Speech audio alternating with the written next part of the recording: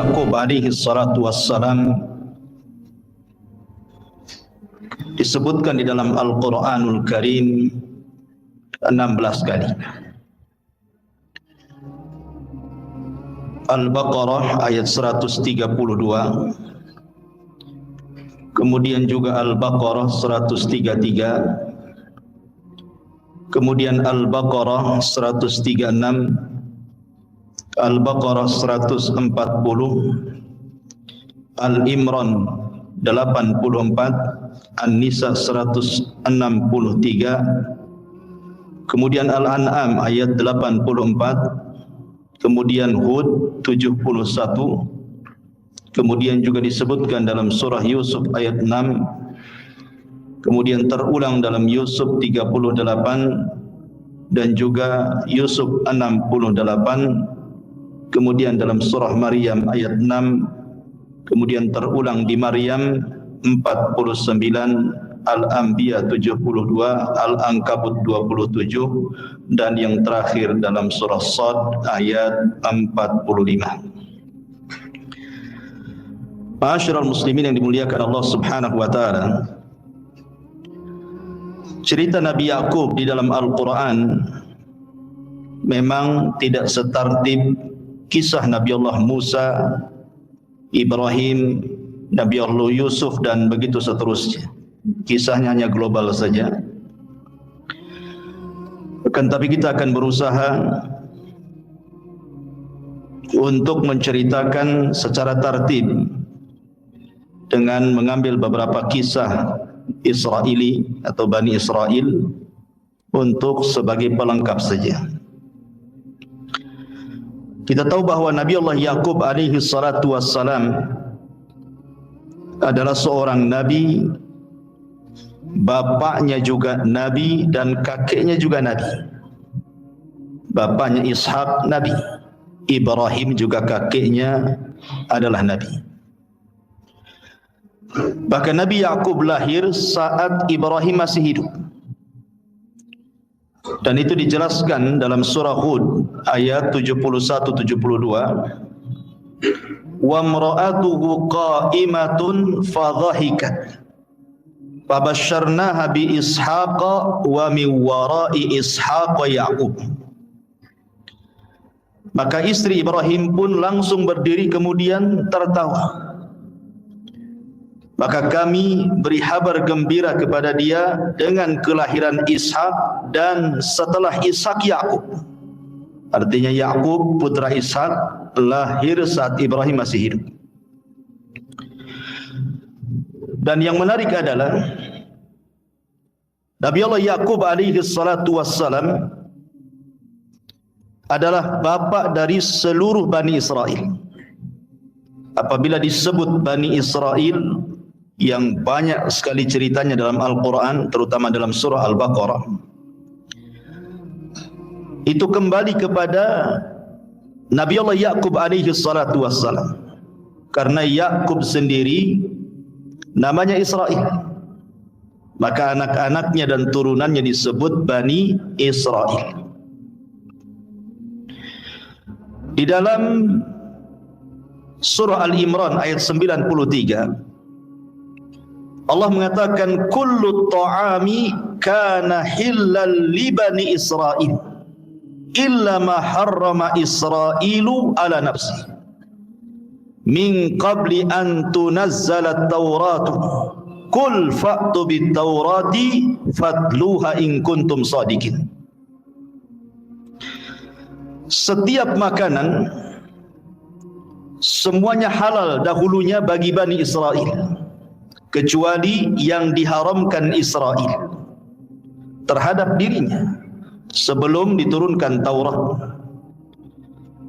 Maka Allah mengatakan, katakan ya Muhammad kepada orang-orang Yahudi Madinah itu, datangkan Taurat kepadaku, baca oleh kalian kalau kalian memang orang-orang yang jujur. Dahulu di zaman Nabi Allah Yaqub alaihi salatu wassalam, karena di sini bahasanya kullu ta'amin kana hilla di Bani Israel, setiap makanan itu halal bagi Bani Israel kecuali apa yang diharamkan Israel, maksudnya apa yang diharamkan Nabi Yaqub. Karena dahulu di zaman itu, kalau seseorang mencintai sesuatu, maka dia akan mengharamkan sesuatu itu kepada dirinya. Beda dalam Islam, kalau kita mencintai sesuatu justru disuruh disedekahkan. Sebagaimana hadis Nabi sebagaimana Allah Subhanahu wa taala berfirman, "Lan tanalul birra hatta tunfiqu mimma tuhibbun." Seseorang tidak mungkin sampai level albir, amal soleh tertinggi, sampai mampu menginfakkan harta yang dicintainya. Kalau kita suruh infak gitu ya. Kalau zaman dulu mencintai sesuatu itu maka akan mengharamkan kepada dirinya sesuatu. Lah disebutkan bahwa Nabi Allah Yaqub alaihi salatu wassalam suatu ketika ditimpa penyakit yang disebut dengan irqun nisa. Penyakitnya namanya irqun nisa. Irqun nisa itu artinya seperti penyakit tulang, atau mungkin senangnya kita katakan encok lah. Kalau ada orang encok.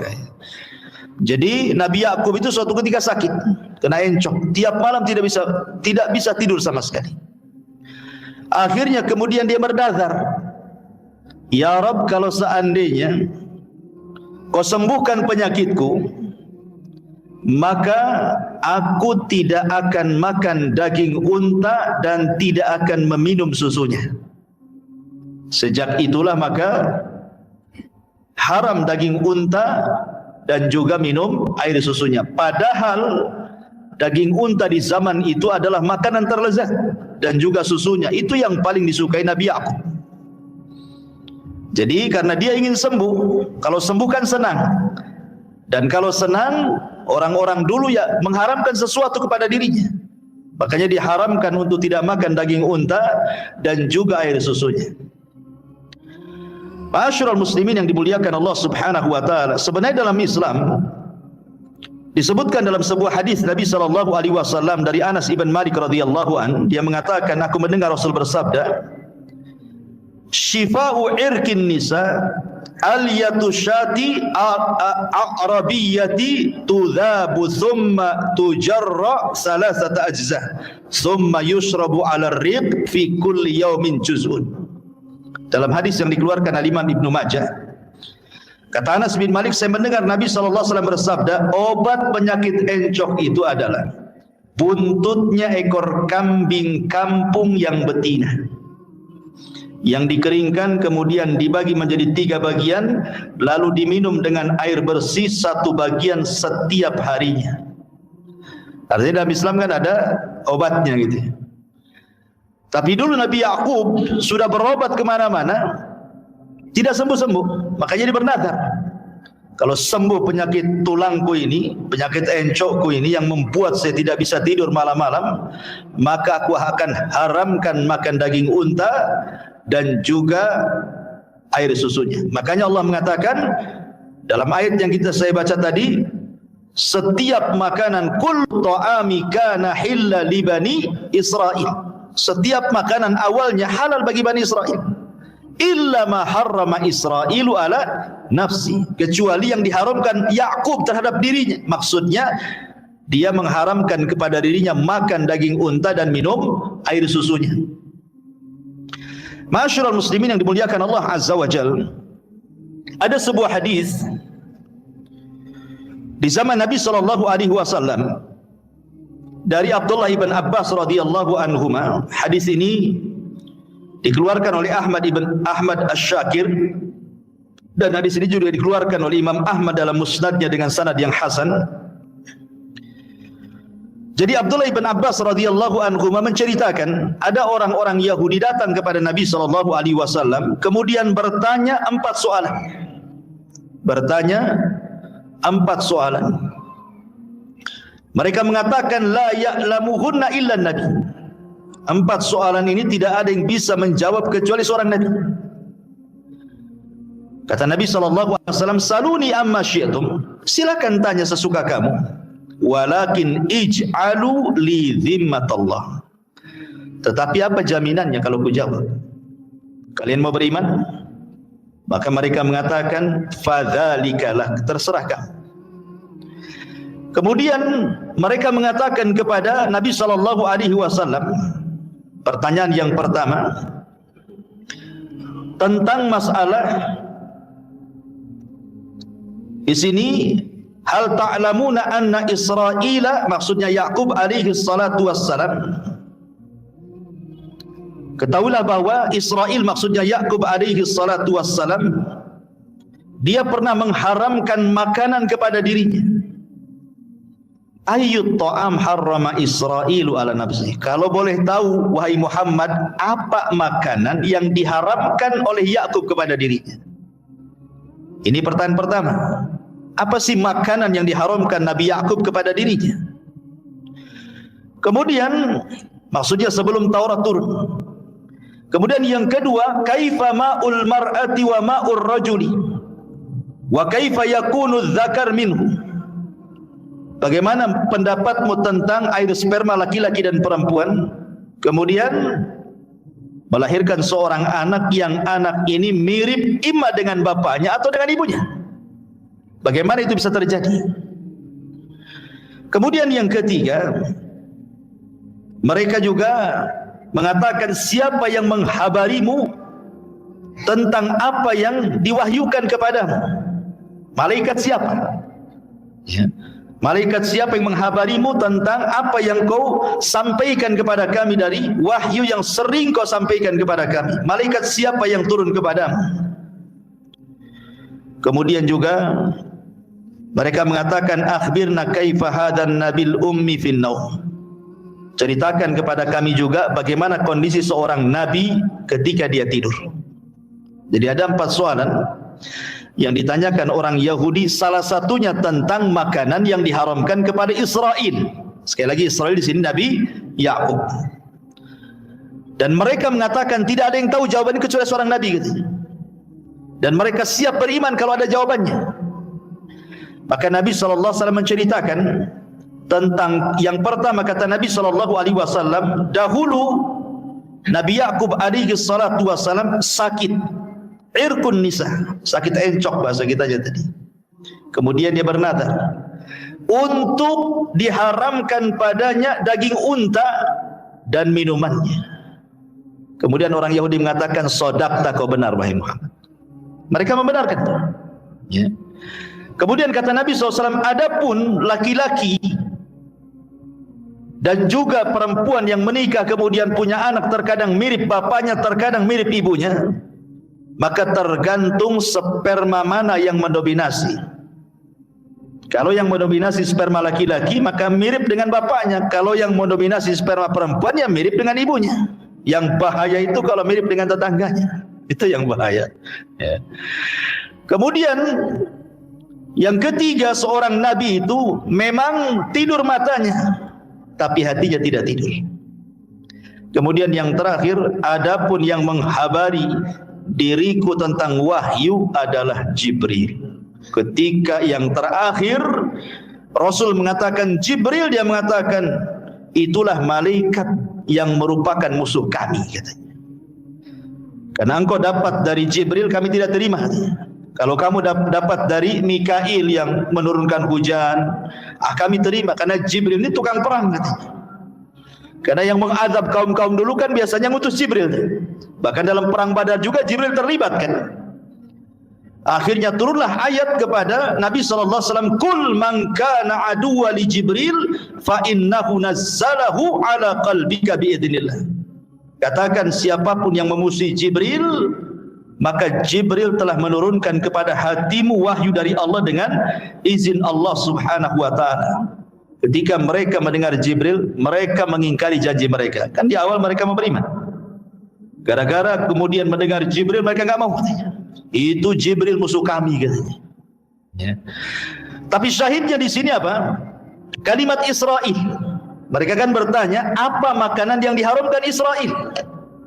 Maksudnya Israel di sini adalah Nabi Allah Yaqub alaihi salatu wassalam. Jadi seolah-olah ketika orang-orang Yahudi di kota Madinah itu kan banyak mengharamkan makanan yang seharusnya halal gitu ya.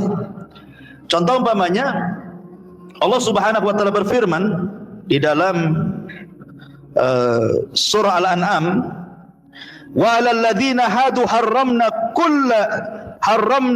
kulla dhi dhufrin wa minal baqari wal ghanami harramna 'alaihim shuhumahuma illa ma hamalat duhuruhuma aw al-hawaya aw makhtalata bi admin dzalika jazainahum bi baghihim wa anna lasadiqun.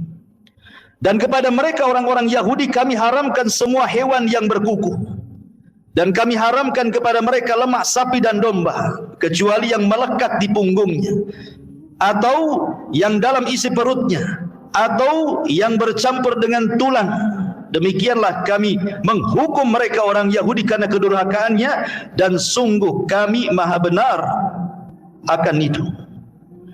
Jadi orang-orang Yahudi itu ketika kemudian turun ayat ini, lihat, Allah banyak mengharamkan gara-gara kemaksiatan kalian. Oh, bukan. Allah mengharamkan makanan-makanan itu sejak dulu, sejak zaman Yakub, sejak zaman Ibrahim katanya. Kata mereka. Maka Nabi SAW mengatakan, dusta kalian. Kalau memang makanan-makanan itu diharamkan sejak dulu, fa'tu bit-Taurah. Datangkan Taurat kepadaku. Fa'tuha bit-Taurah fatsluha. Sekarang baca, kamu yang baca, enggak usah saya, kata Nabi. Ketika mereka membaca Taurat, rupanya makanan-makanan itu tidak diharamkan kepada mereka kecuali karena kemaksiatan mereka, bukan karena Nabi Ibrahim alaihi salatu wassalam ataupun Nabi Yakub. Yakub itu yang mengharamkan daging unta saja dan juga air susunya. Tapi setelah turunnya Taurat dimansuh. Tapi mereka ingin berdusta kepada Nabi SAW. Begitulah Yahudi. Mereka suka menutupi ilmu dalam Taurat mereka untuk keuntungan dunia mereka. Sama dengan kisah ketika ada dua orang yang berzina dari kalangan Yahudi, kemudian datang kepada Nabi. Karena mereka kan masih terikat dengan perjanjian dalam piagam Madinah. Mereka datang kepada Nabi. Kemudian Nabi SAW mengatakan, bagaimana menurut Taurat kalian, ada enggak hukum rajam? Mereka mengatakan tidak ada. Kalau ada orang berzina, kami permalukan dia. Habis itu, setelah kami permalukan, maka kami akan pukul dia, akan didera, akan dipukul saja, tidak dirajam. Datang Abdullah ibn Salam yang sudah masuk Islam. Kadzabtum, dusta kalian. Datangkan Taurat katanya. Datangkan Taurat. Baca. Ketika baca, jempolnya menutupi rajam. Jadi namanya ini Taurat ditutupi itu kalimat rajamnya, kemudian dibaca. Enggak ada kan? Kata Abdullah ibn Salam, kadzabtum, irfa yadaka, dusta kamu, angkat tanganmu katanya. Ketika diangkat, jadi Yakub itu nama lain daripada Israel, itu maksudnya. Nama lain daripada Israel. Maka seluruh keturunan Yakub disebut Bani Israel. Ma'asyiral muslimin yang dimuliakan Allah Subhanahu wa taala, tentang kisah Yakub ini kemarin kita sudah cuplik sedikit ketika kita membahas Nabi Allah Ishak alaihi salam. Ketika kemudian Nabi Yakub alaihi salatu wassalam diperintahkan ibundanya untuk hijrah ke Haran. Haran itu tempat pamannya yang ada di Irak. Berangkat dia ke Haran. Kemudian menemui pamannya yang di dalam kitab-kitab ahli kitab disebut Laban. Nama pamannya itu Laban. Dalam Quran sunnah tidak ada. Dan kita juga tidak perlu kemudian sibuk-sibuk menghafal nama pamannya Nabi Yakub, karena tidak tercantum dalam Quran, dalam sunnah. Ini kan dari kisah-kisah Israiliyah. Kalau hafal, alhamdulillah. Tidak hafal pun tidak ada masalah. Ya. Karena kita tidak dituntut untuk menghafal kitab-kitab orang-orang ahli kitab. Yang jelas disebutkan nama pamannya adalah Laban. Sebelum dia sampai ke tempat paman yang di Haran itu, kemudian kemalaman di jalan, kemudian dia tidur di tengah padang pasir. Dia letakkan batu, kemudian dia tidur. Kemudian dia bermimpi berjumpa dengan Allah Subhanahu wa taala. Maka Allah Subhanahu wa taala berfirman dalam mimpinya, "Sa'ubarika 'alaika wa ukthiru dzurriyyataka wa aj'alu hadhil arda laka wa li auladika." Allah Subhanahu wa taala kemudian berfirman dalam mimpinya, dalam mimpi Yakub ini, wahai Yakub, saya akan berkahi kamu, saya akan perbanyak keturunanmu, dan tempat yang engkau jadikan tidur itu saya akan jadikan tempat kamu dan semua keturunanmu di situ. Kemudian Yakub pergi. Sebelum pergi, dia tandai tempat tidurnya itu, ditandai kan? Ditandai, pokoknya nanti kalau pulang, nanti dia akan ke situ lagi. Berangkat dia ke Haran. Sesampainya di Haran, dia berjumpa dengan pamannya dan bekerja menjadi penggembala kambing. Ini menunjukkan bahwa ma min nabiyyin illa wara'al ghanam. Tidak ada satupun nabi kecuali menjadi penggembala kambing. Termasuk engkau Rasul, termasuk nabi. Makanya ada istilah ahli sejarah itu, min ra'il ghanami ila riayatil umami. Nabi itu mulai dari jadi penggembala kambing untuk dijadikan pemimpin umat. Jadi bekal jadi pemimpin itu belajar dari kambing, gitu maksudnya. Makanya bahasanya min ra'il ghanami ila riayatil umami. Dari menjadi penggembala kambing disiapkan untuk memimpin umat. Kambing dulu dipimpin baru umat dipimpin, gitu maksudnya. Jadi banyak pelajaran orang-orang yang menggembala kambing. Ya, betul-betul yang menggembala lah ya. Ya, bukan kita beli di Tamiang kandang, orang lain pula yang menggembalanya. Kita sendiri gitu. Nanti banyak faedah tuh kalau kita langsung bermuamalah dengan kambing itu. Baik, ma'asyiral muslimin yang dimuliakan Allah Azza wa Jalla, ketika dia bekerja dengan pamannya, rupanya dia naksir salah satu putri Laban ini, kan dua putrinya. Yang pertama namanya Lia dan yang kedua namanya Rahil. Lah yang cantik ini Rahil. Lia ini kurang cantik. Masalahnya Lia ini kakaknya, Rahil adiknya. Jadi akhirnya kemudian Nabi Allah Yakub minta kepada Laban, nikahkan salah satu putrimu Rahil kepada. Kata Laban, oh tidak bisa, langsung main dinikahkan. Ada syaratnya. Oh, syaratnya apa? Kau harus bekerja kepadaku 7 tahun. Seorang laki-laki yang gentle, kalau mengejar sesuatu yang diinginkannya, maka dia akan kejar itu. Laki-laki yang gentle kan seperti itu ya. Kalau sudah punya keinginan, kejar. Nabi Yakub alaihi salatu wasalam karena mencintai Rahil, dia mengejar Rahil. Mau 7 tahun, 7 tahunlah saya kerja, katanya. 7 tahun jadi penggembala kambing untuk pamannya. Setelah 7 tahun, akhirnya kemudian dia menuntut janji pamannya Laban ini. Kemudian dia mengatakan, wahai Laban, ya ammi, ya, kapan saya akan dinikahkan dengan putrimu ini? Kemudian tiba-tiba Laban mengatakan, baik, saya akan nikahkan engkau dengan putriku, tapi bukan dengan Rahil. Dengan siapa? Dengan Lia. Akhirnya kemudian Yakub mengatakan, ya ammi, ana uridur Rahil, saya tidak mau Lia, saya mau Rahil. Rahil kan cantik gitu. Itulah laki-laki kan. Laki-laki itu kalau memandang perempuan, dia pasti parasnya dulu. Ya kan, parasnya dulu, cantik tidak, gitu bahasanya. Kaya itu nomor berapa? Kalau perempuan terbalik, nggak perlu tampan, yang penting kaya. Itu kalau perempuan. Kalau laki-laki cantik dulu, molek, mau saya. Miskin tidak apa-apa. Kalau laki-laki itu, makanya juga nikmat di sorga, laki-laki itu lebih banyak dikasih perempuan, bidadari.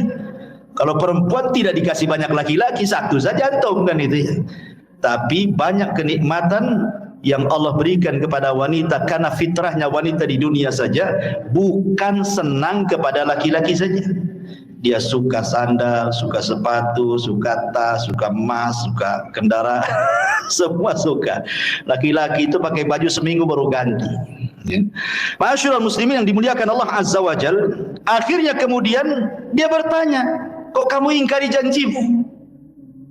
Maka Laban mengatakan, ya Yakub, laisa min sunnatina. Ini termasuk bukan sunnah kami di sini.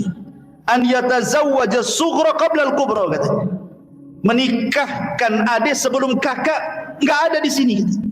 Kakak dulu baru adik. Rupanya sunnah ini pun masih ada di kampung-kampung tuh. Ya kan? Nggak boleh adanya kawin dulu kalau kakaknya belum kawin gitu. Ini berlaku nih syariat di zaman itu gitu ya. Oh nggak bisa, bukan termasuk sunnah kami di sini. Kau harus menikahi kakaknya dulu baru adiknya gitu. Akhirnya kemudian dia mengatakan, tapi saya mau rohil. Oh nggak masalah, kau nikahi dulu Lia, nanti gampang itu rohil gitu.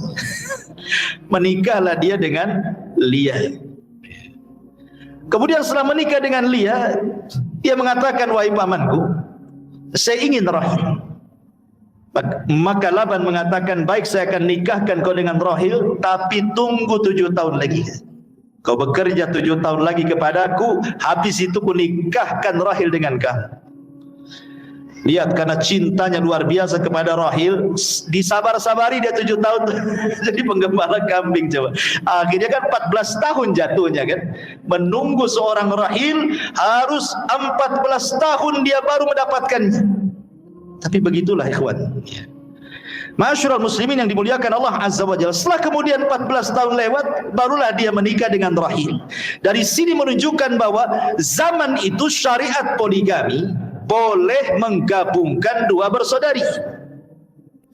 Tapi di zaman kita Islam datang, tidak boleh antajma'u bainal ukhtaini, menggabungkan dua bersaudari, enggak boleh dalam Islam. Kecuali yang satunya meninggal. Nikah dulu dengan kakaknya, meninggal kakaknya, baru turun ranjang ke adiknya boleh. Tapi kalau menggabungkan saat hidup dua-duanya haram, tidak boleh. Tentu karena hikmah yang Allah kehendaki. Allah mengatakan tidak boleh antajma'u bainal ukhtaini, menggabungkan dua bersaudara tidak boleh. Di zaman itu mungkin syariatnya boleh. Ya. Ma'asyiral muslimin yang dimuliakan Allah Subhanahu wa taala, akhirnya kemudian Nabi Allah Ya'qub pun akhirnya melengkapi selama 14 tahun, kemudian digenapkan selama 20 tahun dia tinggal bersama mertua dan dengan dua istrinya, Rahil dan juga Laban, Leah. Allah takdirkan ikhwatu fiddin yang dimuliakan Allah Azza wa Jalla, Leah ini memiliki 4 keturunan. Memiliki 4 keturunan. Sementara Rahil yang selama ini wanita dicintainya tidak lahir-lahir keturunan. Akhirnya kemudian seorang wanita wajar, dia akan sedih. Akan sedih apalagi dia dipoligami kan begitu ya. Tengok madunya banyak anaknya. Pasti tentu seorang bapak akan lebih cinta dengan anak-anak dari istri madunya kan gitu. Seperti kisahnya Ibrahim dengan Hajar. Ketika Hajar punya anak, cemburulah ini Sarah ini.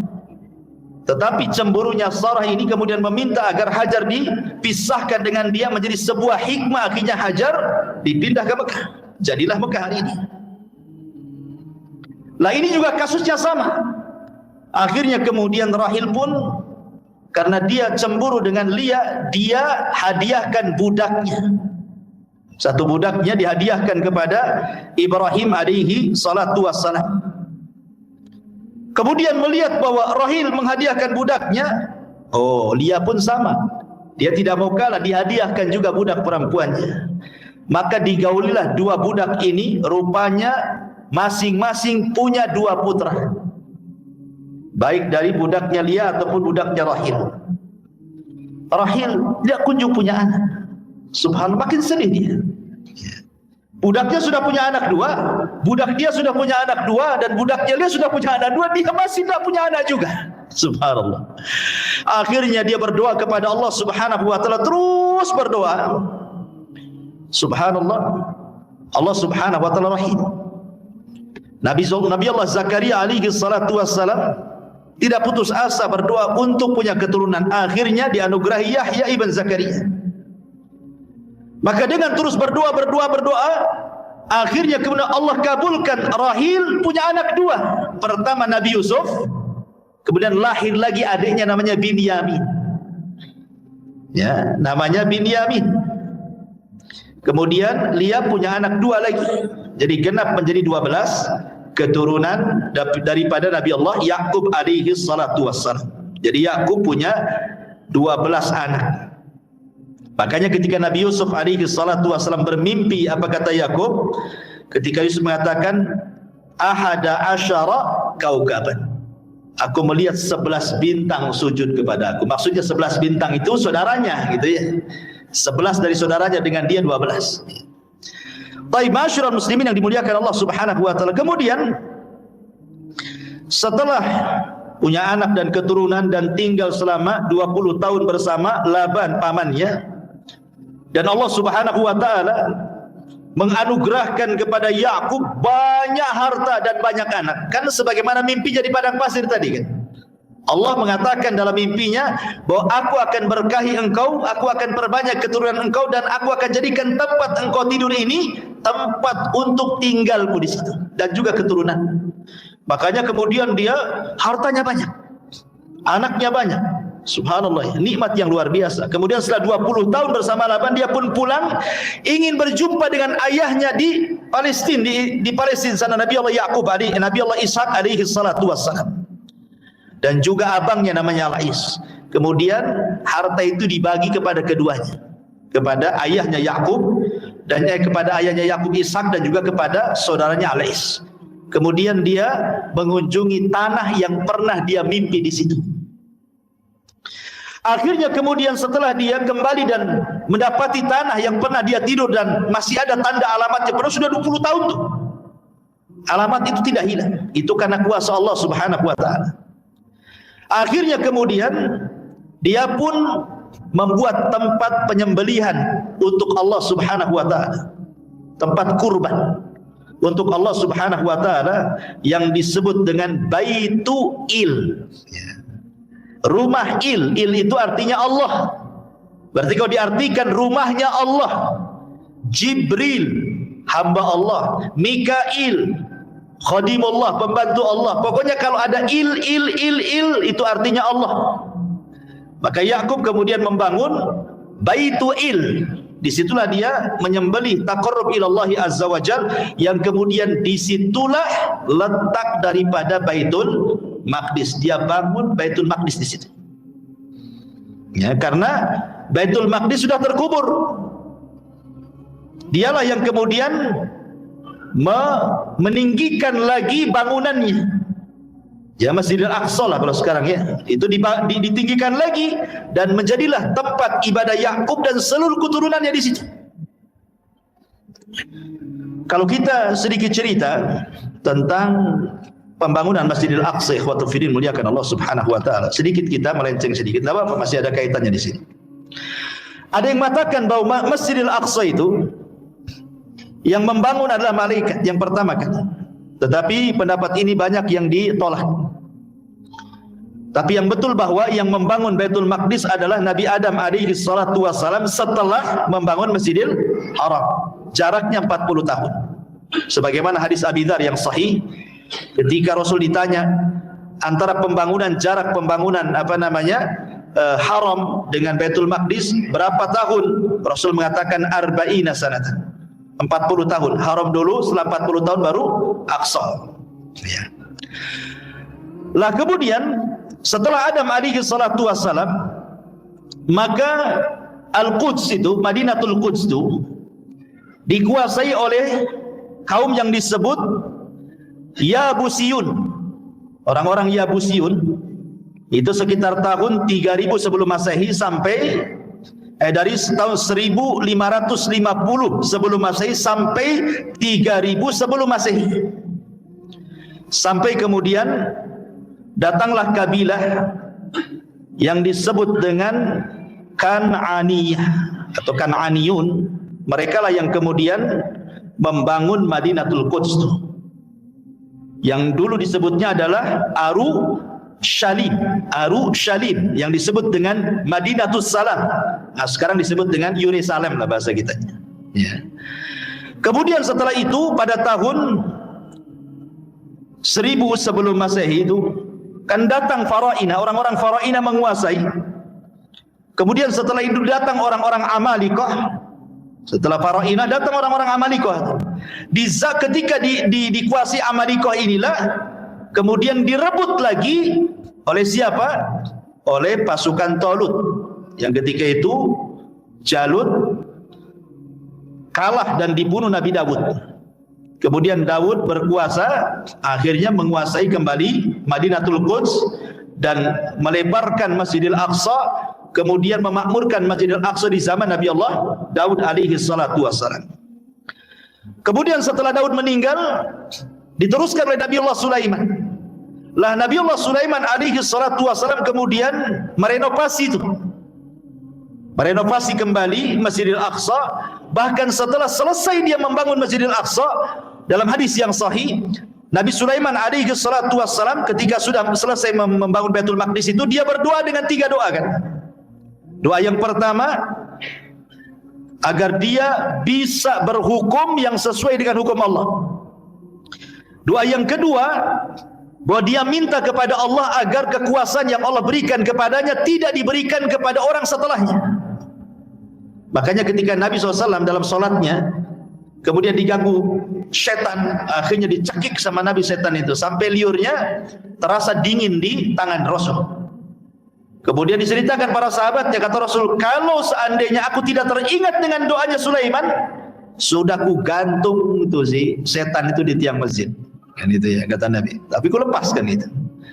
Kemudian yang ketiga, saya meminta kepada Allah Subhanahu wa taala, siapapun yang datang ke Masjidil Aqsa, dia tidak ada niat kecuali untuk sholat, maka keluar dosanya diampuni seperti anak yang baru dilahirkan oleh ibunya. Nabi SAW ketika bersabda seperti ini, Rasul mengatakan, adapun yang 2 sudah Allah kabulkan. Adapun yang 2 sudah Allah kabulkan. Berhukum dengan hukum Allah dan meminta agar kekuasaannya cukup sampai dia saja. Jangan ada orang yang berkuasa setelahnya seperti Sulaiman. Adapun yang ketiga, semoga, kata Nabi SAW, wa arju an yakuna qad u'tiya tsalitsah, dan aku hanya mengharap bahwa yang ketiga sudah diberikan. Karena Rasul kan pernah salat di Masjidil Aqsa gitu kan. Mudah-mudahan yang ketiga juga dikasih. Jadi saya sudah pernah salat di situ, jadi keluar seperti anak yang melahirkan, kan itu maksudnya. Ya. Ma'asyiral muslimin yang dimuliakan Allah Azza wa Jalla. Lah setelah Sulaiman meninggal, kan kita tahu bahwa Bani Israel kan terpecah tuh. Ada yang disebut dengan Mamlakah Israiliyah dan itu sebelah utara. Ada yang disebut dengan Mamlakah Yahudi dan itu sebelah selatan. Lah yang menguasai Baitul Maqdis itu orang-orang Yahudi. Ya kan pecah tuh setelah Nabi Sulaiman meninggal, pecah Bani Israel. 2 kerajaan. Ya. Yang satu disebut kerajaan Israel, yang satu disebut kerajaan Yahudi. Kemudian datanglah orang-orang Babil dari Irak yang kemudian menyerbu Palestina kan. Ada yang mengatakan Bukhtun Nasr, menghabiskan semua orang-orang Palestina. Orang-orang di Yahudi dibantai sampai dirobohkan semua bangunan, termasuk juga Haikal Sulaiman ataupun Masjidil Aqsa dihancurkan oleh Bukhtun Nasr. Ya. Baru kemudian setelah Bukhtun Nasr berkuasa dan orang Yahudi banyak yang jadi tawanan, kemudian yang lain juga kemana-mana cari suaka, perempuan anak-anak jadikan budak. Baru setelah itu Persia menyerang, Babil kalah. Ya, karena Persia ketika menyerang Babil ini atas bantuan orang-orang Yahudi gitu ya. Makanya kemudian Persia mengembalikan tawanan-tawanan Yahudi yang ada di Irak untuk kembali ke Baitul Maqdis dan membangun lagi Baitul Maqdis. Ya, di tangan Persia itu. Sampai akhirnya Persia dikalahkan Romawi. Dikalahkan Romawi. Akhirnya kemudian mereka pun menjadi budak lagi di bawah Romawi. Romawi Nasrani. Ya, orang-orang Nasrani kan orang-orang Yahudi. Ya. Sampai akhirnya kemudian Romawi pun pecah menjadi 2, ada Imperium Romawi, ada Imperium Byzantium ya. Lah, yang Imperium Byzantium ini sebelah timur, kalau yang Romawinya sebelah barat gitu ya. Lah, barulah kemudian dia membangun, orang Romawi Byzantium ini membangun gereja. Makanya kan dekat Masjidil Aqsa kan ada gereja juga di situ. Gereja yang disucikan orang Nasrani disebut dengan Kanisatul Qiyamah sampai hari ini. Ya, makanya kenapa Baitul Maqdis itu disucikan orang Yahudi, disucikan orang Nasrani, disucikan orang Islam. 3 agama di situ semua. Ya. Sampai akhirnya kemudian orang Persia datang lagi, kemudian menyerang Romawi kalah, tapi kemudian Romawi berhasil mengalahkan Persia sampai kemudian akhirnya datang Nabi SAW. Intinya bahwa itu sekilaslah cerita tentang pembangunan Baitul Maqdis atau Masjidil Aqsa. Kembali kepada cerita Nabi Allah Yaqub alaihi salatu wassalam. Lah Nabi Yaqub alaihi salatu wassalam Ketika kemudian sudah sampai di bersama ayahnya membangun Baitul Maqdis di situ, kemudian membangun Masjidil Aqsa kembali, dibangun kembali gitu ya. Jadi bukan dari awal, tidak, karena asasnya sudah ada, pondasinya sudah ada. Asik roboh dibangun gitu saja. Sama juga dengan kasusnya Ka'bah kan gitu. Ka'bah kan gitu juga, roboh dibangun lagi kan, sampai ke yang terakhir di zaman Abdullah ibn Zubair kan, dirobohkan dibangun lagi. Karena ketika itu Abdullah ibn Zubair mengatakan bahwa ini bangunan Quraisy, tidak sama dengan bangunan Ibrahim. Dirobohkan sama Abdullah bin Zubair ketika menjadi khilafah di kota Madinah. Akhirnya dibangun seperti bangunan Ibrahim. Tetapi setelah Abdullah bin Zubair mati di tangan Hajjaj, Abdul Malik ibn Marwan tidak tahu hadisnya, dirobohkan lagi sama dia. Dibangun lagi balik seperti bangunan Quraisy. Setelah diingatkan Abdul Malik ibn Marwan itu bahwa Rasul pernah ngomong sama Aisyah bahwa dia akan merobohkan, tapi karena takut fitnah kaumnya nggak jadi. Barulah kemudian Abdul Malik ibn Marwan merasa menyesal. Kalau aku tahu, aku akan biarkan itu. Kemudian di zaman itu kan Imam Malik rahimahullah telah pernah ditanya, wahai Imam, bagaimana kalau kau sarankan kepada penguasa? Karena di zaman Imam Malik kan, Imam Malik itu ulama yang paling disegani penguasa. Takut penguasa kepada Imam Malik itu. Jadi memungkinkan Imam Malik ngomong sama penguasa kan, gimana kalau Ka'bah itu kita robohkan saja, kemudian kita bangun seperti bangunan Ibrahim. Kata Imam Malik, jangan, nanti akan jadi permainan penguasa, dirobohkan, dibangun sampai kapan kata. Akhirnya ya sampai seperti ini sekarang, Ka'bah masih dalam bentuk bangunan orang-orang Quraisy, bukan dalam bentuk bangunan Ibrahim. Karena kalau dalam bentuk bangunan Ibrahim, Hijar Ismail itu masuk ke dalam. Ya, masuk ke dalam gitu ya, dan pintunya dua, dan pintunya di bawah. Ada pintu masuk, ada pintu keluar. Karena kan pintunya tinggi, satu lagi pintunya kan itu. Ya, jadi orang-orang tertentu saja yang masuk. Kalau kan semua orang bisa masuk Ka'bah. Ya. Intinya bahwa ma'asyiral muslimin yang dimuliakan Allah Azza wa Jalla, akhirnya kemudian Nabi Yakub pun hidup bersama keluarganya. Ada yang mengatakan bahwa ketika Allah Subhanahu wa taala berfirman di dalam surah Al-Baqarah ayat 136, qulu amanna billah wa ma unzila ilaina wa ma unzila ila Ibrahim wa Ismail wa Ishaq wa Yaqub wal asbat. Di sini ada kalimat asbat. Katakan, kami beriman kepada Allah dan apa yang diturunkan kepada kami dan apa yang diturunkan kepada Ibrahim, Ismail, Ishaq, Yaqub dan asbat. Siapa asbat di sini? Ada yang mengatakan seperti Al-Imam At-Tabari dalam tafsirnya mengatakan asbat itu adalah 12 putra Yakub disebut asbat. Jadi 12 putra Yakub itu disebut asbat yang disebutkan dalam Al-Baqarah 136. Itu menurut At-Tabari. Kenapa demikian? Karena dalam bahasa Arab asal lafaz, asal kalam itu tidak boleh ada takdir, tidak boleh ada kalimat-kalimat yang tersembunyi. Kita harus memahami secara zahir ayat. Ya. Tetapi pendapat ulama tafsir yang lainnya tidak, asbat itu bukan anak-anak Yakub. Ya, karena asbat itu adalah kabilah yang banyak melahirkan para nabi. Asbat itu kabilah yang banyak melahirkan para nabi. Menurut para ulama bahwa asbat itu adalah sebuah kabilah Bani Israel seperti kabilah Arab ya Bani Ismail begitu. Jadi melahirkan, dia hanya kabilah yang dalam kabilah itu melahirkan banyak nabi. Jadi ini khilaf adalah apakah asbat ini anak-anak Yakub ataukah kabilah Bani Israel. Tapi pendapat yang kuat bahwa al-asbat itu bukan anak-anak Yakub, tetapi keturunan daripada anak-anak Yakub yang kelak akan ada satu kabilah banyak lahir nabi-nabi dari situ. Itulah disebut asbat. Dengan 3 alasan kata para ulama. Satu, al-asbat itu diambil dari kata-kata as-sibtu.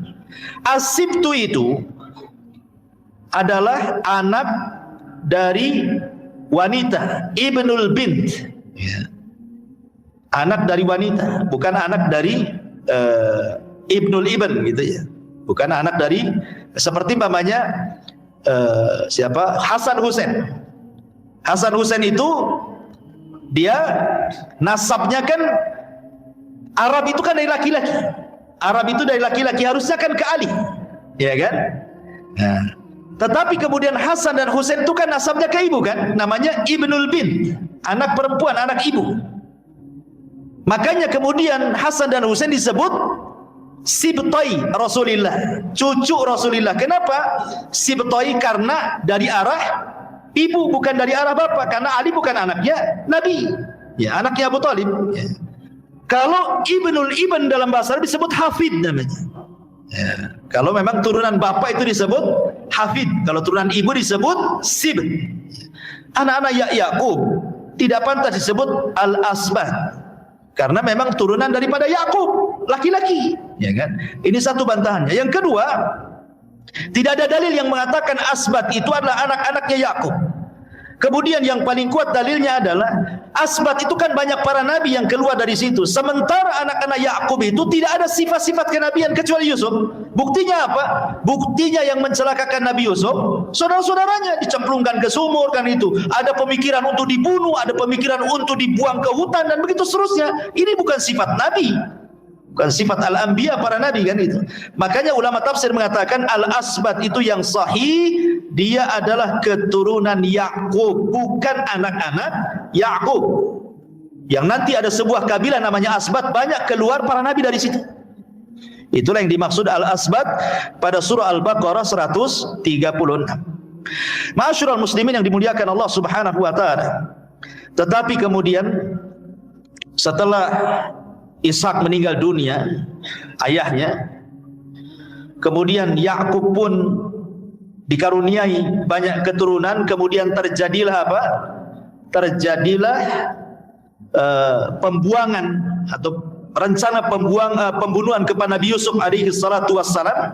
Kemudian mereka, saudara-saudara Yusuf itu kan berkilah, dia ngeles gitu ya, bahwa dia dimakan serigala, padahal jelas-jelas dicemplungkan ke sumur gitu ya. Tapi Yakub tahu. Lah sebab itulah Yakub menangis setiap hari sampai ibiyaddat ainah, sampai air mata yang keluar itu bukan bening lagi, jadi putih. Ada sebagian ahli tafsir mengatakan sebab itulah Yakub jadi buta.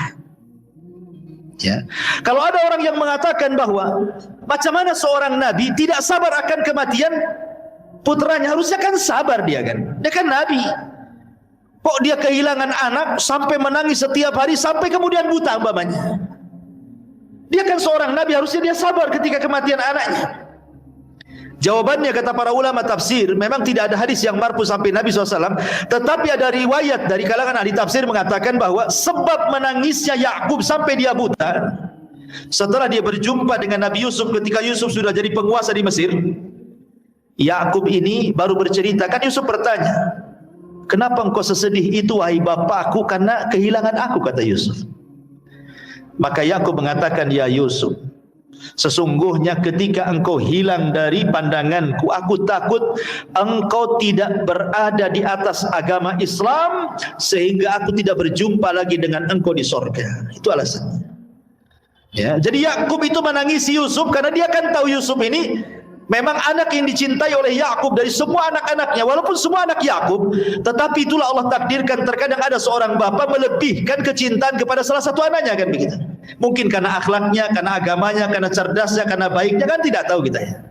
Mestilah antum akan merasakan itu. Secara keadilan terkadang tidak adil ayah itu kepada anak, kan maksudnya perasaan cinta.